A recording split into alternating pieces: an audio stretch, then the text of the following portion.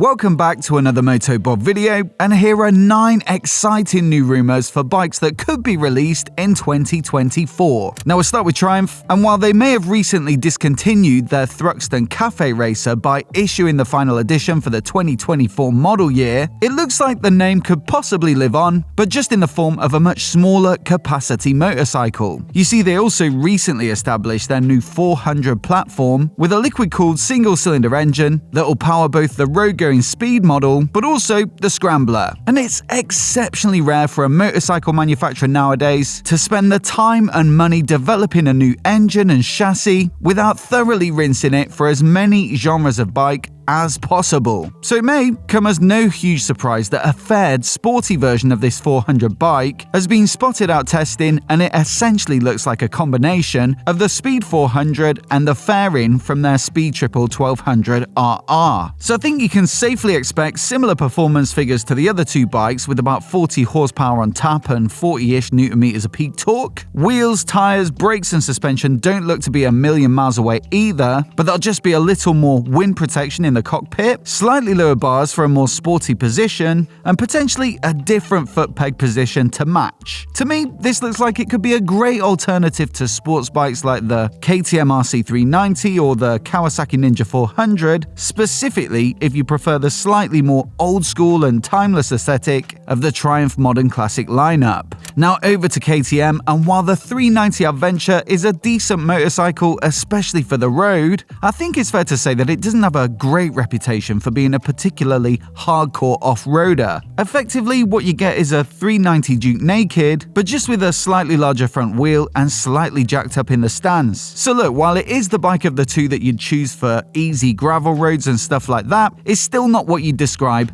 as a hardcore adventurer. Spied out testing though, a much leaner and more aggressive looking version looks as though it could be in the works, potentially to be announced later this year. From the pictures, it looks to be taller with more suspension travel and more ground clearance, and so that should help it to be able to tackle more challenging trails, along with the spoked 21-inch front wheel, which should be an improvement versus the 19-incher on the current model. They've also given a slightly more rally-esque styling package with a stacked projector headlight, a tall straight windscreen, and a high-mounted front mudguard, all of which should help to sell it as a much more capable off-road bike. Now KTM have also recently announced the next iteration of their 890 middleweight platform with a bumping capacity that means it's now called the 990. The first bike to get the update was their 990 Duke Naked, and so it's not a huge leap of the imagination to expect a 990 version of their Adventure and SMT bikes at some point in the near future. In fact, both have been spied out testing, and what's interesting to me is there's a hugely significant change that could really impact the riding experience. You see, for me, one of the best things about the 890 Adventure has always been the way it holds its weight exceptionally low, which makes it super easy to get on with at low speeds and off-road. And a big part of this is the signature KTM fuel tank design, which hangs down low either side, and that helps to keep the center of gravity low without compromising on a decent fuel capacity. So it's a big surprise to see that in the most recent spy shots, that droopy tank design has been dropped in favor of a more regular shaped high-up fuel tank. Now perhaps it's just a test bike and they'll make other changes later, but I can't help but feel it'd be a dramatic departure for the 890 Adventure if it does make it onto the final bike. Here's hoping KTM get this one right. Now earlier this year, Aprilia announced a new, smaller capacity version of their brilliant middleweight sports bike, the RS 660. The 457 is a new parallel twin that should help them move into the 400 market, and again, like I've said with other manufacturers, it'd be no surprise if they decided to use this new engine to spin out multiple styles of bike to make the most of their research investment. And while you might logically expect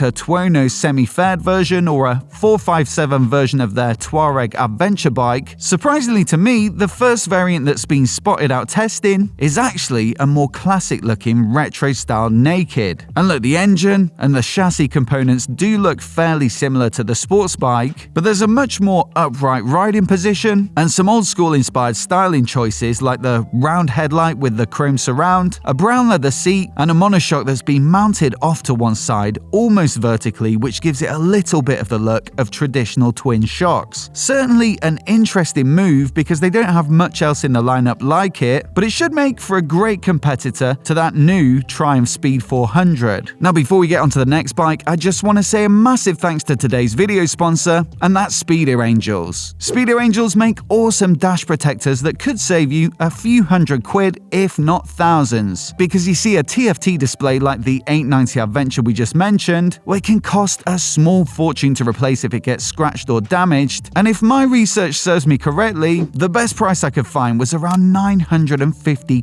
Speedo Angels though, their protectors cost between £10 and £15, and they make them for most new bikes from all of the major manufacturers. On top of that, they also gave me a 20% discount code specifically for my viewers, and you'll find it down in the description along with a link to their website. So do check it out if you want to pick one up, and once again, a massive thanks to Speedo Angels for their support. Now, one of the most complete and impressive motorcycles that I was lucky enough to ride in 2023 was the Yamaha Tracer 9 GT Plus, with a comprehensive tech package that includes radar-enabled cruise control that ties into almost every aspect of the bike, such as the engine, the link braking system, and even the electronic suspension to control dive under deceleration. It really is impressive for churning out motorway miles in absolute ease, although it looks like Yamaha might have a new version in the works, with spy shots surfacing of a fairly different looking bike. Now I say different looking in the aesthetic sense because the headlight design has been changed dramatically and it looks much more in line with something like their MT10 Naked. That bike has quite a divisive look with the twin headlights, and so I'm quite surprised they're heading in that direction for what it has to be said is a much more middle of the road looking bike, although perhaps it'll be subject to change before the final version is announced. Elsewhere, it doesn't look like there are any major changes, although like I say, it was already a very well appointed bike, although it does look like they might add in a second radar, this time at the rear, which would open up blind spot warnings. Also at the cutting edge of motorcycle technology, we've got Kawasaki with their new hybrid bikes, and so far they've come in the form of the Z7 Naked and the Ninja 7 sports bike. Now they do make some bold claims about the performance potential of this new part petrol powered, part electric powered platform, with fuel consumption figures that they say are equivalent to a 250cc bike, and yet with the acceleration off the line that could be considered on a par with a 1000cc Supersport. But ultimately, a hybrid design is always going to be about the ability to combine efficiency at urban speeds with real-world performance at motorway speeds, and so I'd expect a Kawasaki hybrid to make a much better commuter, for example, than it would a sports bike like the Ninja. So the next logical step,